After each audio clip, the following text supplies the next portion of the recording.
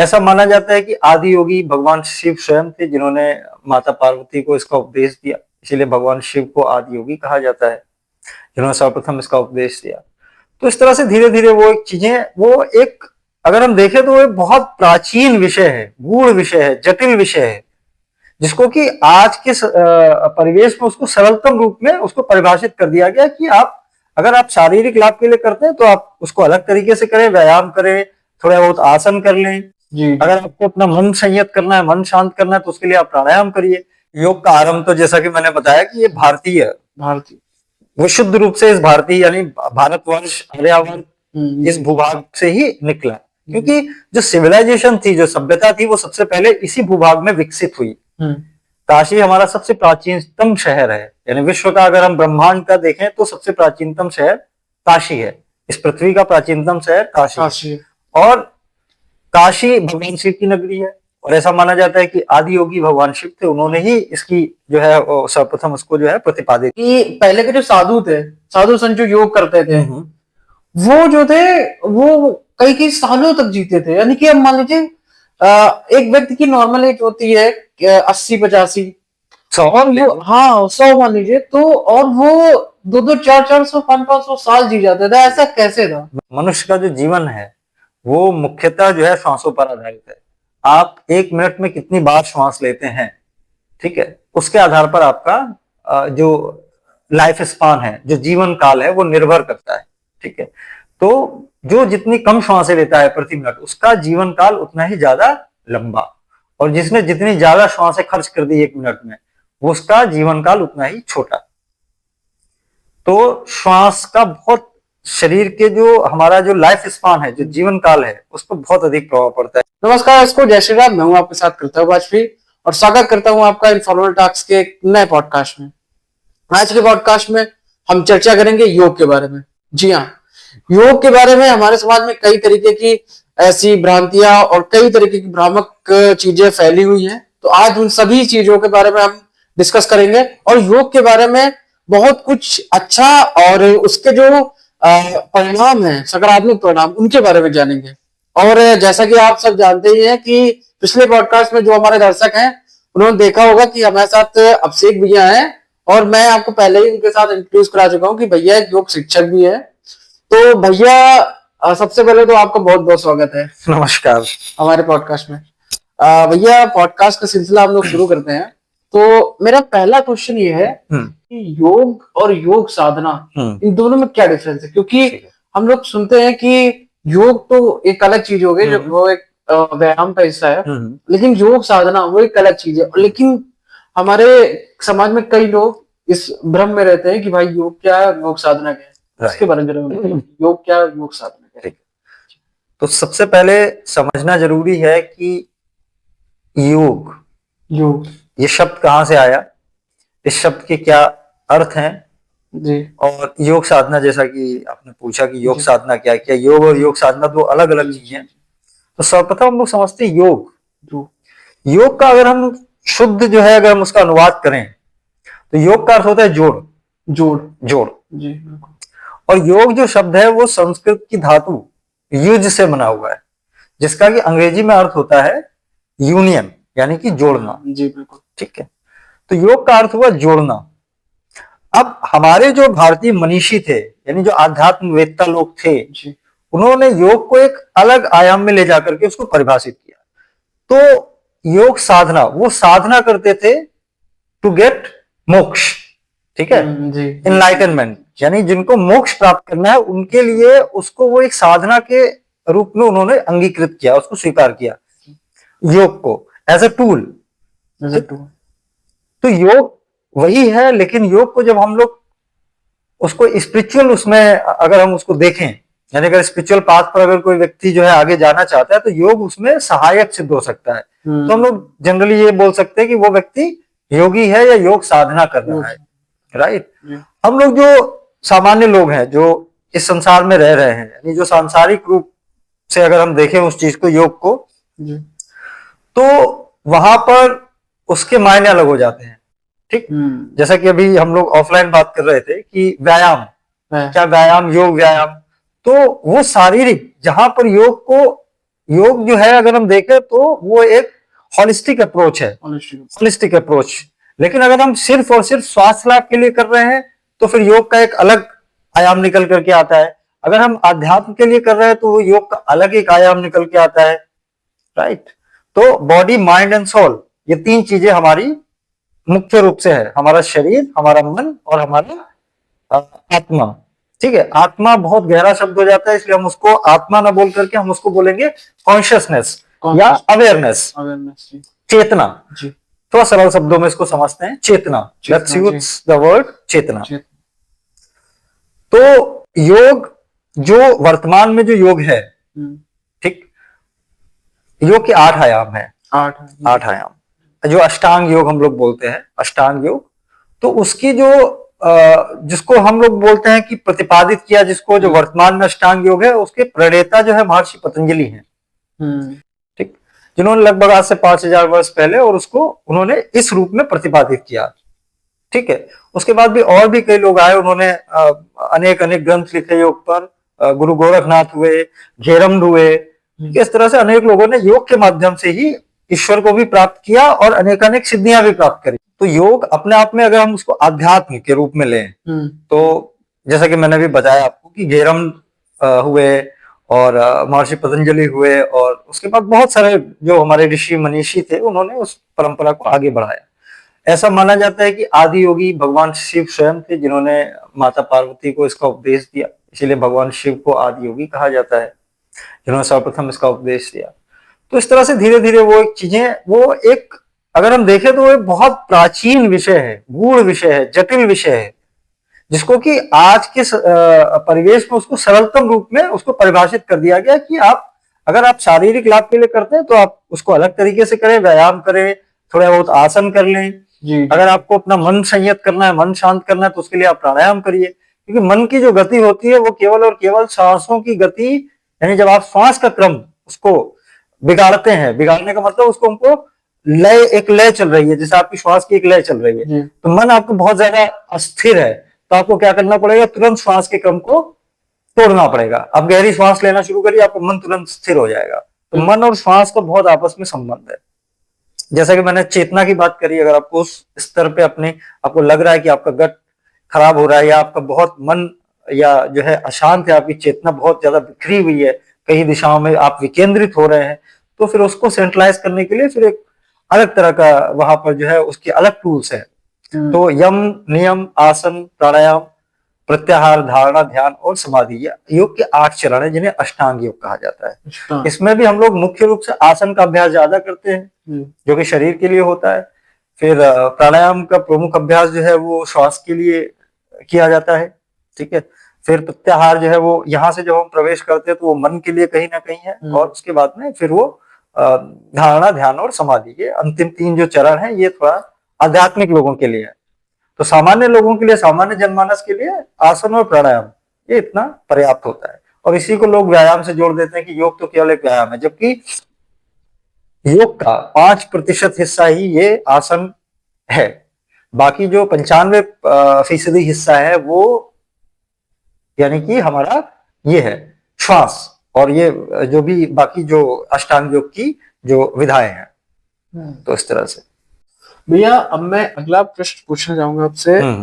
योग का आरंभ किसने किया और किस देश को देखा जाए तो इसका श्रेय मिलता है योग को इम्प्लीमेंट करने का? देखो, योग का आरंभ तो जैसा कि मैंने बताया कि ये भारतीय, वो शुद्ध रूप से इस भारतीय यानी भारतवर्ष, आर्यावर्त, इस भूभाग से ही निकला, क्योंकि जो सिविलाइजेशन थी, जो सभ्यता थी, वो सबसे पहले इसी भूभाग में विकसित हुई।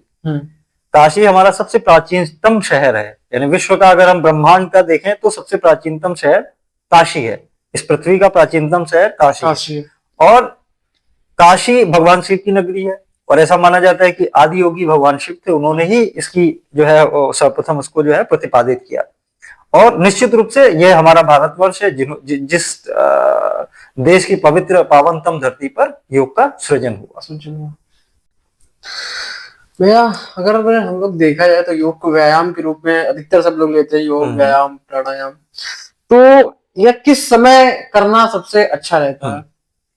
देखिए, कोई भी शारीरिक गतिविधि है, यानी अगर हम देखें तो दिन का प्रत्येक जो प्रहर है जी वो अलग अलग कामों के लिए होता है। जैसे हमको प्राणायाम का अगर अभ्यास करना है तो हमारे लिए प्रातः का जो प्रथम पहर है, यानी 4 बजे से लेकर 6 बजे तक, वो ब्राह्म मुहूर्त काल होता है, उसको ब्राह्म मुहूर्त काल कहते हैं। उस समय जो ब्रह्मांड की ऊर्जा होती है वो बहुत ज्यादा सक्रिय होती है, बहुत ज्यादा आप उसको, और उस समय आपका शरीर जो होता है वो उस कॉस्मिक एनर्जी को, जो ब्रह्मांडीय ऊर्जा है, उस कॉस्मिक एनर्जी को ग्रास्प करने के लिए बहुत उपयुक्त होता है, क्योंकि उस समय कोलाहल नहीं होता पृथ्वी पर। एकदम जो उस समय का जो वातावरण है वो एकदम शांत होता है, बिना किसी शोरगुल के, बिना किसी तनाव के।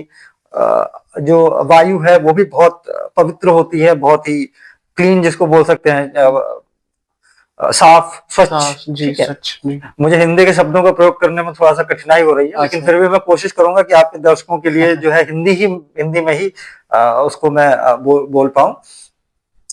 तो उस समय जो है वो प्रातः काल का समय सर्वोत्तम माना जाता है, क्योंकि उस समय हमारे शरीर की भी ऊर्जा वो सबसे ज्यादा होती है। अगर आप सायंकाल के समय किसी व्यायाम का अभ्यास करें तो आपके दिन भर के कामों में वो ऊर्जा, जो आपकी शारीरिक ऊर्जा है, वो धीरे धीरे उसका क्षय होता जाता है, और फिर उस समय आप उसको करने के योग्य भी नहीं बचते। और योग के द्वारा आप जो उस ऊर्जा को अपने, जो आपका डेली रूटीन है, आप उसको यूटिलाइज कर सकते हैं उस ऊर्जा को। यानी आपका शरीर अगर उसको एक्सेप्ट करे, यानी ग्रास्प कर लिया उसने, आपने जो भी उन प्राणायाम के द्वारा या आसन के द्वारा अपने शरीर में जो भी ऊर्जा को प्रकट किया है, जनरेट किया है एनर्जी को, वो आपका शरीर अगर उसको सही ढंग से आप उसको चैनलाइज करें तो आप उसको पूरे दिन भर आप उपयोग कर सकते हैं। इसलिए प्रातःकाल का समय सर्वोत्तम माना जाता है। जब ये मैं पूछना चाहूंगा, योग से शरीर पर किस तरीके के सकारात्मक प्रभाव देखने को मिलते हैं? देखिए, योग एक जीवन पद्धति है। जी आप केवल ये सोचें कि आपने 4 आसन कर लिए और 2 घंटे बैठ के प्राणायाम कर लिया और फिर उसके बाद में ध्यान कर लिया तो उससे आपका वो योग कोई जो है रामबाण कर देगा, आपका शरीर, आपका जो है वो जीवन एकदम से रूपांतरित कर देगा, कंप्लीट ट्रांसफॉर्मेशन हो जाएगा आपका पर्सनालिटी में। ऐसा कुछ होने वाला नहीं। तो योग एक संपूर्ण जीवन पद्धति है, उसको आपको जीना पड़ता है। ठीक है, जैसा मैंने पहले ही बताया, अष्टांग योग के जो 2 प्रमुख, जो 2 पहले चरण है, यम और नियम, वो बहुत ज्यादा जरूरी है। यानी आपको शारीरिक अनुशासन, तप, स्वाध्याय, आपको ईश्वर परिधान, सत्य, अस्तेय, चोरी ना करना, इस तरह से ये जो सामाजिक अनुशासन है और व्यक्तिगत अनुशासन है, इन पर भी आपको उनको अभ्यास करना पड़ेगा। तो योग एक संपूर्ण जीवन पद्धति है। भोजन शैली भी उसमें आपका जो है इंक्लूड है, शामिल है। तो आप एक चीज को हटा करके आप सोचे कि हम केवल आसन करके और फिर उसको कर ले, तो नहीं। तो आपको it's a holistic approach basically. तो आपको हर एक आहार और विहार, जी दोनों ही चीजों का पालन करना पड़ेगा। आप आहार अच्छा कर रहे हैं, विहार अच्छा नहीं कर रहे हैं, आप बहुत अच्छा खाना खा रहे हैं लेकिन रात में देर से सो रहे, तो आप नहीं कर पाएंगे उस चीज को। तो इसलिए पूरी दिनचर्या आपको, you have to follow a perfect routine. ठीक है, अगर आपको, if you want to see the सकारात्मक परिणाम। ठीक है, क्या योग स्वस्थ जीवन के लिए लाभदायक है? बिल्कुल लाभदायक है। योग से कई सारी जो बीमारियां हैं, मैं ये दावा तो नहीं कर सकता, योग में भी योगिक थेरेपी हम लोग करते हैं, उसमें भी हम ये दावा नहीं करते हैं कि हम योग से रोग को ठीक कर सकते हैं, but disease can be managed. यानी हम उसको मैनेज कर सकते हैं, उसको पूरी तरह क्योर तो नहीं किया सकते, क्योंकि बीमारी अगर एक बार आ गई शरीर में तो है क्योर जिसको बोल सकते हैं, बट हम मैनेज कर सकते हैं। जैसे डायबिटीज है, आपको एक बार हो गई, लेकिन उसको योग के द्वारा उसको मैनेज किया जा सकता है कि आप अधिक समय तक उससे सर्वाइव कर सके, उस बीमारी से। तो योग आपके शरीर के इम्यूनिटी सिस्टम को स्ट्रॉन्ग करता है बेसिकली, अगर हम देखें। ठीक है, तो आपका इम्यून सिस्टम, आपका जो प्रतिरक्षी तंत्र है शरीर का, वो अगर आपका मजबूत है तो आपको बीमारियां से लड़ने के लिए आपका शरीर जो है उसमें सहयोग करता है। तो ये क्या ये प्रतिदिन योग करने से, जो व्यक्ति योग कर रहे हैं रोज, वो क्या ऐसी चिंताजनक बीमारी, जैसे कि आपने अभी जिक्र किया कि शुगर हो गया, ब्लड प्रेशर हो गया और मानसिक कई बीमारियां होती हैं, उनसे क्या वो बच सकता है ऐसी चिंताजनक बीमारियों से, गंभीर बीमारियों से? वो अच्छा प्रश्न है आपका जी। जो मनोकायिक बीमारियां हैं, मनोकायिक जो साइकोसोमैटिक डिसऑर्डर्स है, जैसे अवसाद हो गया, अनिद्रा हो गई, किसी को तनाव है, अवसाद भी है क्या हमारे दर्शकों जरा बताइए? क्योंकि अवसाद का मतलब होता है बहुत लोग किसी घटना के कारण एक अवसाद, अगर हम उसको बोलें तो कोई घटना हो गई आपके साथ में और आप उसके बाद में डिप्रेशन में चले जाते हैं, उसका अंग्रेजी शब्द मूलतः जो है वो डिप्रेशन है, अवसाद। आप डिप्रेशन में चले गए। अब डिप्रेशन आपको किसी भी कारण से हो सकता है, कोई आपके जीवन में ऐसी घटना हो जाए, ठीक है, और कुछ भी ऐसा हो सकता है, आपका व्यक्तिगत जीवन है, सामाजिक जीवन है, या कोई भी बीमारी की वजह से, तो ये सब साइकोसोमैटिक डिसऑर्डर्स है।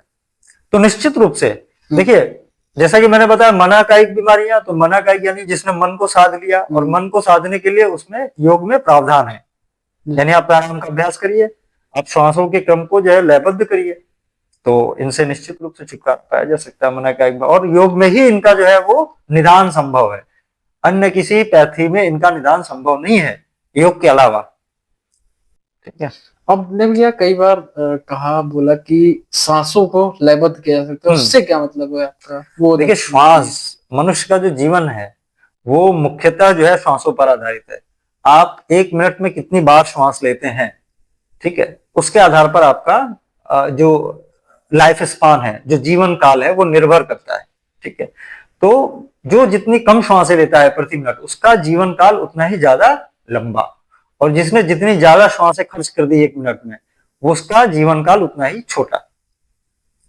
तो श्वास का बहुत शरीर के जो हमारा जो लाइफ स्पान है, जो जीवन काल है, उस पर बहुत अधिक प्रभाव पड़ता है। इसीलिए योग में प्राणायाम का इसीलिए महत्व है। प्राणायाम हमें क्या सिखाता है? हमारी श्वासों की जो प्रति मिनट गति है उसको कम करता है। यानी आप लंबी श्वासें लेते हैं, तो जब आप लंबी श्वास ले रहे हैं, तो लंबी श्वास लेने में आप प्रति मिनट श्वासें कम ले रहे हैं।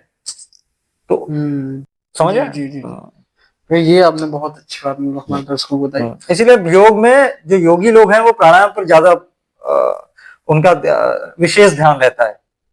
यानी प्रति मिनट आप कितना, आपने गोताखोरों को देखा होगा, वो नियमित रूप से प्राणायाम का अभ्यास करते हैं, क्योंकि उन्हें समुद्र के अंदर बहुत गहरे तक जाना पड़ता है, और उनकी श्वास जो है, कई गोताखोर तो ऐसे हैं जो 2-2 मिनट तक श्वास, 3-3 मिनट तक रोक सकते हैं। तो अगर वो इतनी देर तक श्वास नहीं रोक पाए तो वो नीचे डाइव ही नहीं कर पाए। जो प्राकृतिक गोताखोर है, जो नेचुरल, यानी ये जो ऑक्सीजन का मास्क वगैरह लगाने की बात मैं नहीं कर रहा हूँ, जो आजकल जो गोताखोरी होती है जो हमारे जो गोताखोर होते थे जो नदियों में, जो आज के आधुनिक उपकरण जो आ गए उनके बिना, पहले भी लोग जाकर के उपकरण नहीं थे, तब वो जो है 2 मिनट 3 मिनट तक श्वास रोकते थे। आपने बहुत एक वायरल वीडियो देखा होगा, काशी में एक सज्जन है, वो 2.5-3 मिनट तक शंख बजाते हैं निरंतर। अब सुनिएगा, कभी आप सर्च करिए किसी ऑनलाइन उस पे, गूगल पे या जो भी अन्य सहायक चीजें हैं, तो आप देखिए उसमें कि वो 2.5 मिनट 3 मिनट तक उनका रिकॉर्ड है, वो शंख बजाते रहते हैं। मतलब एक साधारण मनुष्य के बस की। लेकिन हाँ, विद्या अभ्यासेन साध्यते, यानी जब आप नियमित रूप से उस चीज का अभ्यास करते हैं तो धीरे धीरे आप उसको कर ले जाते हैं।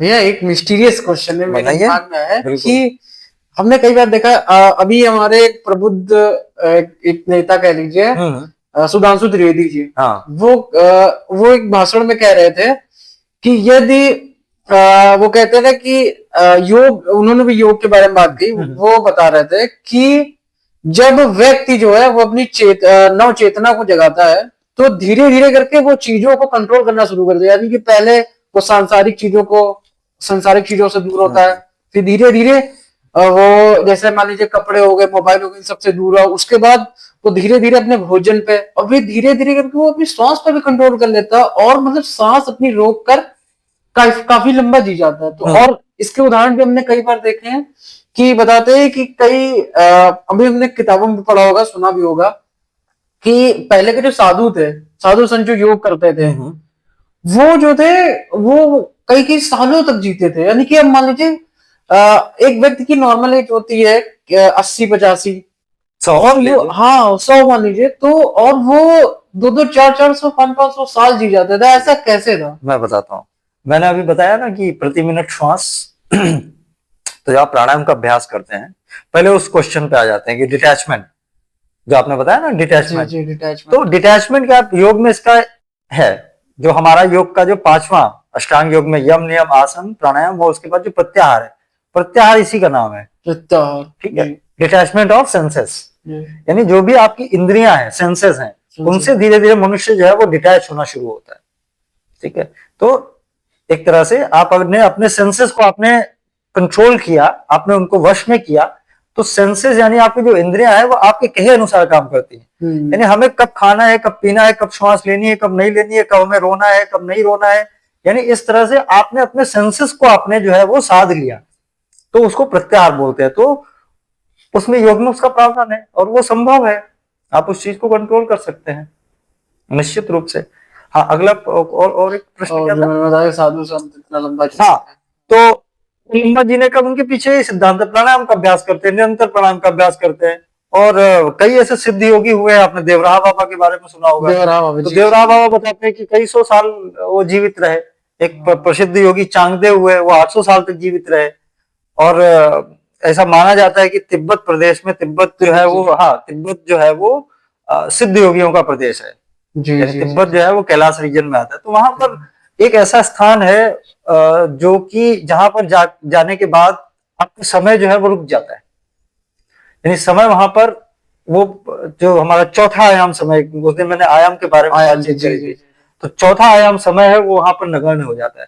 तो समय नगण्य हो गया यानी आपकी आयु रुक गई। तो आपकी जो आयु थी, आप 14 वर्ष की आयु में वहां पर प्रवेश किए तो 14 वर्ष की ही रहेंगे। यानी जब आप वहां से, उस स्थान से बाहर निकलेंगे तो 14 वर्ष यानी आपकी आयु, तो आप मरते ही नहीं है। तो वो लोग उसको ज्ञानगंज बोलते हैं, सिद्ध योगियों के लिए वो ज्ञानगंज करके वो जगह है तिब्बत में। तो है ऐसा। भैया आपने मार्कंडे का नाम सुना है? मार्कंडे जी। तो मार्कंडे जो है उनको मृत्यु जब लेने आई तो भगवान शिव के शिवलिंग से चिपक गए। तो वो उतने ही वो अवस्था में, वही अवस्था हो गई उनकी, उन्होंने काल। भैया शिव जी का आपने जिक्र किया तो बताते हैं कि शिव जी ने आदि योगी शिव जी हैं, हम सभी को पता है। तो उन्होंने सिर्फ तंत्र के भी देवता है, तंत्र के भी देवता शिव ही है। उन्होंने ही तंत्र का जो है निष्पादन किया। हमें तंत्र पर भी आपसे बात बिल्कुल किसी दिन चर्चा करेंगे निश्चित रूप से, पॉडकास्ट निश्चित रूप से कई सारे विषयों पर आपको ज्ञान मुझे देना है। तो एक सीरीज होगी, एक करके हम लोग राष्ट्र को उद्घाटित करेंगे। भैया ये शिव जी के बारे में मैं कह रहा था कि सबको पता है कि वो आदि योगी हैं, और कहते हैं कि उन्होंने सबसे पहले कुछ सात लोगों को, शायद 7 ऋषियों को, सप्तऋषि, हाँ, सप्तऋषियों को योग पर ही शायद उपदेश दिया था। ऐसा मैंने सदगुरु जी के भी से सुना हुआ है। तो उसके बारे में क्या कुछ जानकारी हम उनको दें? देखिए, वो अध्यात्म का विषय है। यानी अगर हम देखें तो वो थ्योरी है, थ्योरी जी, वो थ्योरी है, वो सदगुरु की थ्योरी। सदगुरु देखिए वो एक सिद्ध पुरुष हैं, ठीक है, जिन्होंने कालातीत हैं। वो ऐसा माना जाता है कि वे उनका तीसरा जन्म है, ठीक है। तो उनके 2 जन्म हुए, तीसरा जन्म उन्होंने फिर से लिया और फिर जाकर के उन्होंने ये सारे जो बड़े बड़े काम जो अभी वो कर रहे हैं, साधारण मनुष्य की बस का नहीं है। क्योंकि वो उससे पहले जो काम करते थे और उसके बाद अब जो वर्तमान में, तो ड्रास्टिक चेंज है उनका। तो वो तो महामानव है आधुनिक युग में। तो हाँ, सत्य है, उनकी थ्योरी है सदगुरु जी की। और माना जाता है कि सप्तऋषि जो है वो भगवान शिव ने उनको बताया। और उसमें से भी महर्षि अगस्त्य जो थे, जो उस दिन भी मैंने चर्चा करी थी महर्षि अगस्त्य की, तो वो दक्षिण की तरफ गए, दक्षिण की तरफ गए, वहां पर उन्होंने उसका प्रचार प्रसार किया योग का। तो ये है जी भैया। अब मैं फिर से योग पर आता हूँ, अध्यात्म से एक बार योग। बिल्कुल। योग से भी किन किन बीमारियों से हम लोग, किन बीमारियों को रोका जा सकता है योग से? देखिए, योग से मैंने आपको बताया पहले भी कि योग से मैनेज किया जा सकता है कोई भी ऐसी बीमारी। देखिए, आप अगर वर्तमान जो एलोपैथी है उसमें चीरफाड़, ठीक है, उसमें सारा कुछ चीरफाड़ से ही संभव नहीं, अगर आपको कुछ हो गया तो। और वैसे भी अगर देखें तो हमारे यहाँ जो सर्जरी जो थी, वो महर्षि जो थे, हाँ, उन्होंने ही किया था। शल्य चिकित्सा का आविष्कार जो है हमारे यहाँ इनसे पहले हो गया था, ठीक है। तो एलोपैथी जो है वो बेसिकली बेस्ड है सर्जरी पे। यानी अगर आपको कोई भी चीज ऐसी हो गई है जो बहुत ज्यादा जटिल रोग है, आपको कोई ट्यूमर हो गया या कुछ हो गया, तो उसका इलाज जो है वो सर्जरी के द्वारा संभव। लेकिन आयुर्वेद में क्या है कि उसको जड़ी बूटियों या आयुर्वेदिक औषधियों के द्वारा बिना कोई सर्जरी किए हुए आप उसको ठीक कर सकते हैं। तो संभव है, हर एक रोग का उसको मैनेज करना योग में संभव है। कोई भी मनोकायिक बीमारी हो या आपको शारीरिक बीमारी हो या कोई भी अन्य इस तरह से आपको कोई भी जो है वो एलिमेंट हो, वो निश्चित रूप से उसको किया जा सकता है। जब योग से किन बीमारियों में सुधार लाया जा सकता है? सभी तरह की, जैसा कि मैंने बताया, योग कोई अगर आप उसको सही तरीके से आप प्रैक्टिस करते हैं तो योग जो है वो बेसिकली आपके नर्वस सिस्टम को जाकर के इम्पैक्ट करता है। और जब आपका नर्वस सिस्टम इम्पैक्ट होता है या जो आपका इंडोक्राइनल सिस्टम है वो इम्पैक्ट होता है, तो नर्वस सिस्टम आपका शांत हुआ एक बार तो मन ऑटोमेटिकली, नर्व्स जो है, जो तंत्रिका तंत्र है हमारे शरीर का, वो शांत हुआ तो शांत हुआ पूरा शरीर, यानी कि वो पूरी तरह बैलेंस हुआ। सिंपैथेटिक और पैरासिम्पैथेटिक जो सिस्टम है हमारे शरीर में वो शांत हुए तो मस्तिष्क शांत हुआ, यानी मस्तिष्क यानी ये हम मानते हैं स्पेस ऑफ कॉन्शियसनेस, मन का स्थान ये है हमें। तो ये दोनों बैलेंस हुए, मस्तिष्क का बायां हिस्सा और दाहिना हिस्सा, ठीक है जी। तो ये ठीक हुआ। उसके बाद आते हैं एंडोक्राइनल सिस्टम हमारा, जो शरीर का ग्रंथि संस्थान है। तो शरीर को जो चला रहे हैं वो है हॉर्मोन्स। तो हॉर्मोन्स अगर प्रॉपर सेक्रेशन हो रहा है हॉर्मोन्स का, तो हमारा शरीर सही तरीके से चल रहा है। अगर हमारा थायराइड ग्लैंड सही तरीके से काम कर रहा है तो इसके पीछे थायरॉक्सिन हार्मोन है। अगर हमारे शरीर के बाकी जो एड्रेनल ग्लैंड है वो काम कर रही है तो वहां पे भी उसके लिए जो है वो हार्मोन रिस्पॉन्सिबल है। अगर हमारे शरीर में आपका जो है अग्नाशय काम कर रहा है तो वहां पर इंसुलिन हार्मोन उसके लिए रिस्पॉन्सिबल है। तो हर एक चीज के लिए हार्मोन रिस्पॉन्सिबल है। तो एंडोक्राइन सिस्टम पर जब आपका इम्पैक्ट होता है, जब आप योग का अभ्यास करते हैं, तो धीरे धीरे वो शरीर की अपने आप शरीर जो है वो, इसको बोल सकते हैं ऑटो हीलिंग करना शुरू करता है। राइट। तो ऑटो हीलिंग जब आपके शरीर में एक बार शुरू हो गई तो फिर आपको कोई दवाई या कुछ खाने की जरूरत नहीं है। शरीर अपने आप में समस्त रोगों से लड़ने में सक्षम है। शरीर में जो श्वेत रक्त कणिकाएं होती हैं वो शरीर को, उनका यही काम होता है, बाहर से आए हुए जो भी विषाणु हैं या जो बैक्टीरियाज हैं या जो भी हानिकारक चीजें हैं जो कि हमारी किसी भी तरह अगर हमारे इम्यून सिस्टम की लेयर को पार करके हमारे शरीर में आ गए तो उनका काम ही है व्हाइट ब्लड सेल्स का कि उनको निकाल के बाहर करना। राइट। तो जैसे आपने बताया कि योग इतना लाभदायक है, उससे काफी लाभ आपने बताया, तो लोगों को योग के लिए कैसे प्रेरित किया जाए? कि देखिए, कोई किसी को प्रेरित नहीं कर सकता है, ठीक है, हम लोग अवेयरनेस करते हैं, लेकिन जब मनुष्य के अंदर स्वतः प्रेरणा आती है किसी चीज को करने की, तभी वो उस काम को करता है। आप लाख बोल रहे कि योग करो योग करो योग करो, कोई नहीं करता है, ठीक है, लेकिन जब वो बीमारी उसको हो जाएगा कोई, तब वो योग करना प्रारंभ करता है। तो इसलिए आप अपनी तरफ से कहिए, लेकिन जब उसके अंदर स्वतः प्रेरणा होगी कि अब मुझे अपने स्वास्थ्य को ठीक करना है या हमें स्वयं में ठीक रहना है, तभी वो अभ्यास करेगा। आप किसी को लाख बोलते रहिए कि आप सिगरेट मत पीजिए, आप ये मत कीजिए, लेकिन वो जब तक उसके अंदर स्वतः प्रेरणा नहीं आएगी तब तक नहीं करेगा। तो योग भी इसी तरह, एक बार जिसके अंदर योग का नशा लग गया, ठीक है, तो फिर वो जल्दी जल्दी जाता नहीं। बहुत सारे ऐसे लोग हैं जो कि नियमित जब तक योगा कर नहीं लेते तब तक वो कुछ और करते ही नहीं है। यानी उनको योगा इट्स लाइक जिनको बोल सकते हैं एडिक्टिव।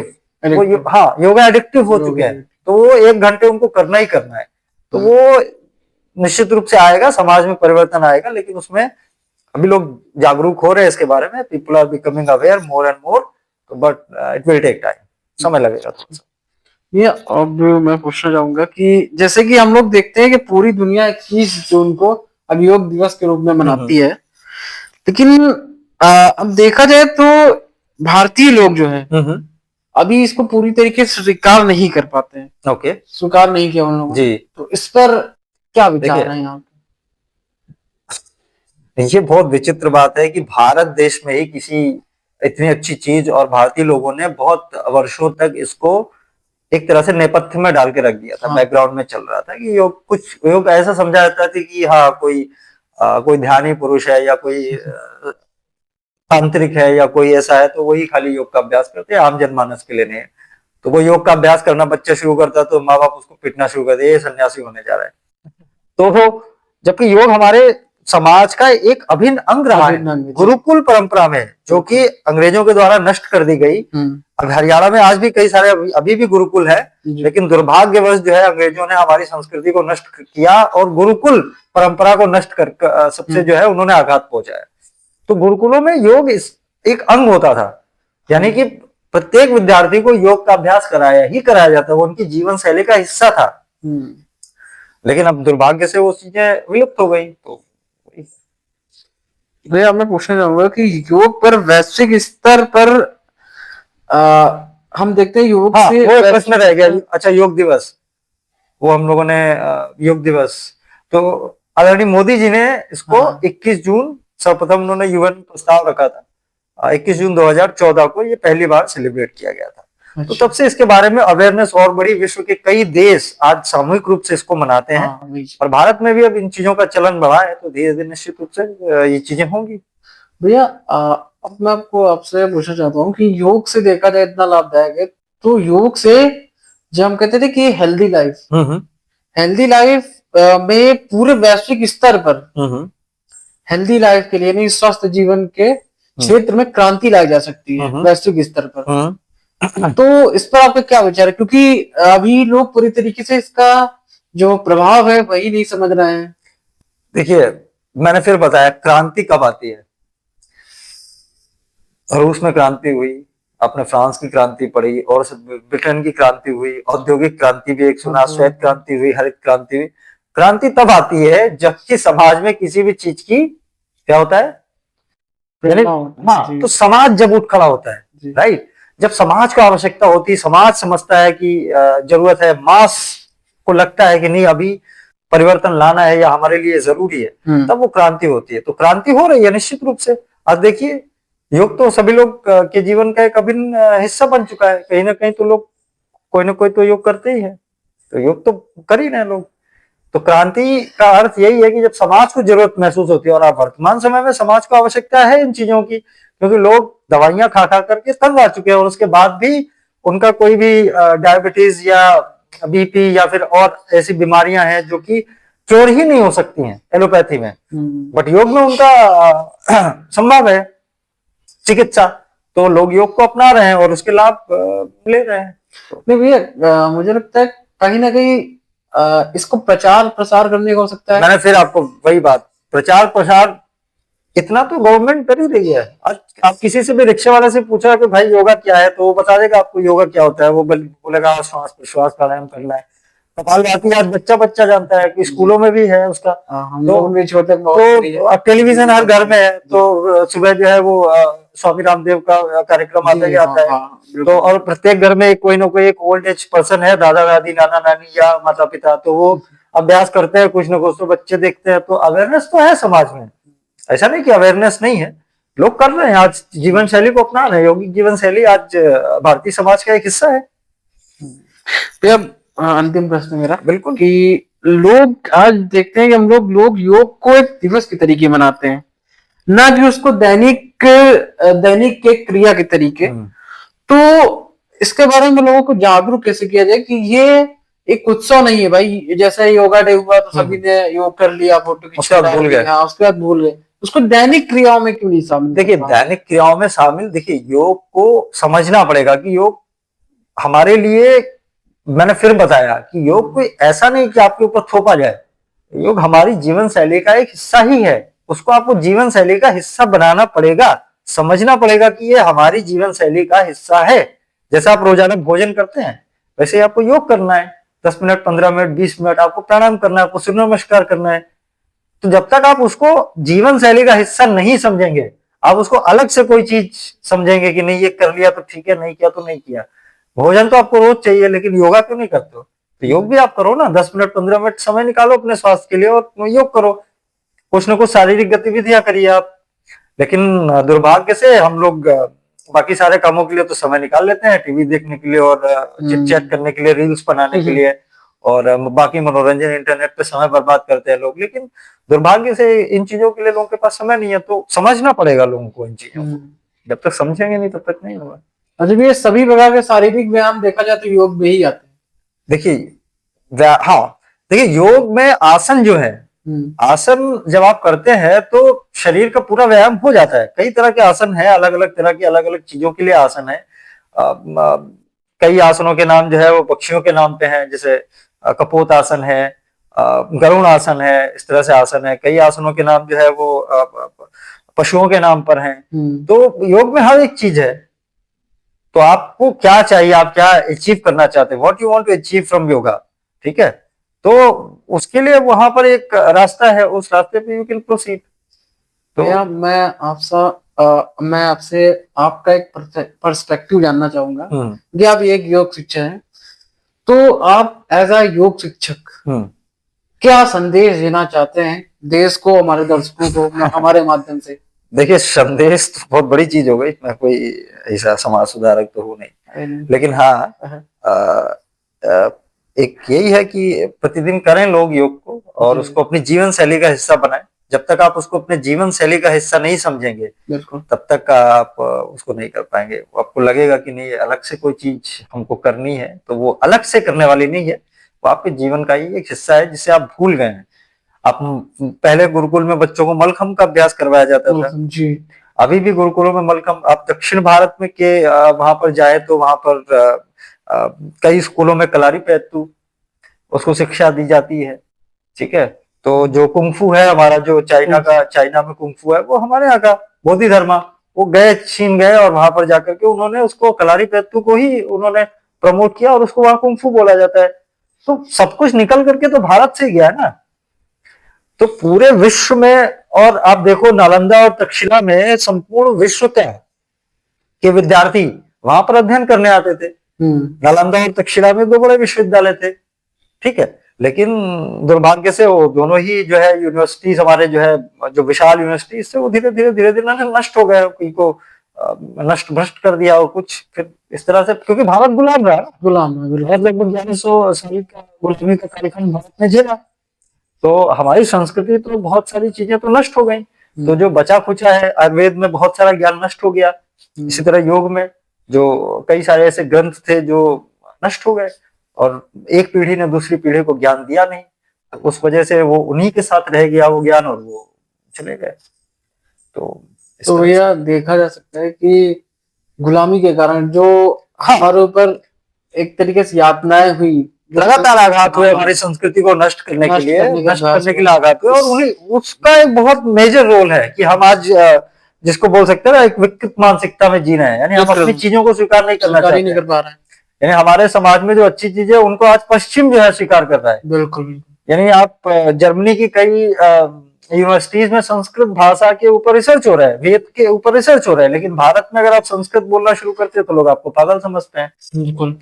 यहाँ पर अंग्रेजी बोलना एक बहुत एक स्टेटस सिंबल माना जाता है, जबकि भाषा एक संवाद का माध्यम है।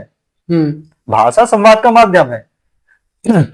जिस तरह से हिंदी है, जिस तरह से संस्कृत है, उसी तरह से अंग्रेजी है। लेकिन दुर्भाग्यवश लोगों ने, देखिए आपको ज्ञान कितना है, आपके सामने आप हिंदी समझ रहे हो तो मैं आपसे हिंदी में क्यों नहीं बात कर सकता, वो करना चाहिए। हाँ, कभी कभी ऐसा लगे आपको कि हाँ सामने वाला अंग्रेजी में है, कंफर्टेबल है, या उसको नहीं आती है हिंदी भाषा या कोई और बात, तो हमको उसको करना। तो मूल तत्व तो यह है कि हम अपनी ही चीजों पर गर्व नहीं कर पा रहे, विषय वो निकल कर गया। इसलिए हमें अपनी जो भारतीय संस्कृति है, जो भारतीय संस्कृति से अच्छी चीजें हैं, आयुर्वेद है, योग है, ठीक है, तंत्र है, या और भी ऐसी अच्छी चीजें हैं, उन पर हमें गर्व करना चाहिए और उनको अपनाना चाहिए, उनको अंगीकृत करना चाहिए। कुल मिलाकर भैया जो हमारे ऊपर यातनाएं हुई, जुल्म हुए, यानी कि हमारे जो नालंदा और तक्षशिला विश्वविद्यालय को बहुत छोटा विषय है, और भी कई सारी चीजें हैं, लेकिन उसकी चर्चा फिर कभी करेंगे। नहीं, अब जहाँ बात चली थी योग की, तो उसकी वजह से जो हमारे ऊपर जितने भी उससे में काफी नुकसान हुआ, हमारे पूरे गुरुकुल नष्ट हुए, गुरुकुल नष्ट हुए। तो जो गुरुकुल नष्ट होने से जो योग की परंपरा विद्यार्थियों को उनके जीवन में ही एक कह सकते हैं उनका जीवन जो होता था वो योग पर ही आधारित होता था, राइट। तो वो चीजें नष्ट हो गई, तो उससे बहुत नुकसान हुआ। जैसे योग आपने बताया कि आपने कुंफू बताया, तो क्या योग में मतलब आत्मरक्षा के लिए भी सारी चीजें थी? देखिए योग में आत्मरक्षा के लिए ऐसा नहीं है सच है कि वो कोई ऐसा विधा नहीं है कि वहां पर आपको जो है वो लड़ना सिखाया जा रहा है जी। ठीक है, योग का अर्थ है शरीर को आपको मजबूत करना, आपका मन स्थिर रहे, मन बैलेंस्ड रहे, शरीर आपका जो है हाईली स्ट्रांग रहे, ठीक है, और आपकी चेतना जो है वो स्थिर रहे, वो डाइवर्टेड ना हो एक दिशा में, वो जो है आप उसको लग करके, यानी आपका मन, शरीर, मन और बुद्धि या चेतना जो है वो अलाइन हो करके एक निश्चित लक्ष्य के ऊपर जो है वो अग्रसर हो सके, इसके लिए योग होता था और उसको सिखाया जाता था उस हिसाब से। देखिए हर एक चीज के लिए वो योग को उपयोग किया जा सकता है, यानी आप उसको किस तरह से इंप्लीमेंट करते हैं अपनी लाइफ में, ठीक है, वो इम्प्लीमेंट करने के ऊपर है कि आप उसको किस तरह से एज ए टूल अपने जो है डेली लाइफ में आप उसको यूटिलाइज कर रहे हैं। तो डिपेंड करता है कि आप उसको किस तरह से आप उसको करना चाहते हैं। आप शरीर के लिए करना चाहते हैं, आप मन के लिए करना चाहते हैं, या आप अपनी चेतना के लिए करना चाहते हैं। दर्शकों, जैसा कि आज आपने हमारी चर्चा, हमारा पॉडकास्ट देखा, आज आपको निश्चित ही योग और उससे जुड़े जो लाभदायक उसके तत्व हैं और योग के बारे में काफी अच्छी, रोचक और लाभदायक जानकारी आपको प्राप्त हुई होगी। तो एक बार भैया आपका बहुत बहुत धन्यवाद, जो आपने हमारे दर्शकों को योग के बारे में इतना डीप बताया, नॉलेज दिया। तो उसके लिए आपको बहुत बहुत धन्यवाद, आने के लिए, समय देने के लिए अपना। तो दर्शकों, अगर आपको पॉडकास्ट अच्छा लगे तो वीडियो को लाइक कीजिएगा और अपने जानने वालों के साथ शेयर कीजिएगा, और हमारे आने वाले इंटरेस्टिंग पॉडकास्ट के लिए हमारे चैनल को जरूर सब्सक्राइब कीजिएगा। तब तक के लिए जय श्री राम।